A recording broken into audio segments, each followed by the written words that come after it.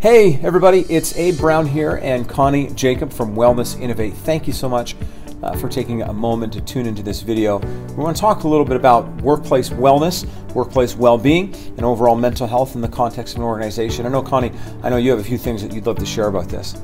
You know, I love to get out there and talk to business owners and HR professionals and hear people's stories. And one story that really stuck with me lately is an HR manager wondering what is the boundary. She's not a therapist, and yet somebody will confess to her maybe perhaps that they had some major kind of episode in their mental health. What is her role at that point? And that's such a valid question, and we hear this all the time.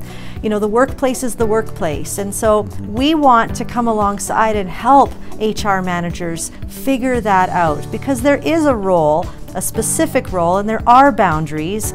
We aren't therapists, but there is a culture that we can create that make people feel safe at work, supported at work, so that they can actually go take care of their mental health with a professional and come back and create the best environment in your workplace. That's great, Connie. And you raise such an incredible point, because when it comes to my mental health, your mental health as individuals, we all have our own responsibility to address and cultivate resilience and mental health within our lives, and that's at the individual level. I think we all acknowledge that.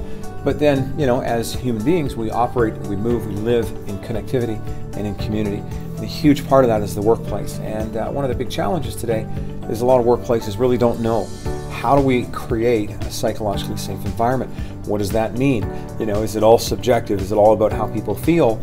Or is there a scientific and data-driven way to actually measure it? And once you have measurement, now you have the opportunity for strategic and almost surgical supports that can begin to change that dynamic and build a healthy workplace. And we know, because we talk to them on a regular basis, a lot of HR folks are struggle with this because, on the one hand, they're not therapists, nor is that the requirement.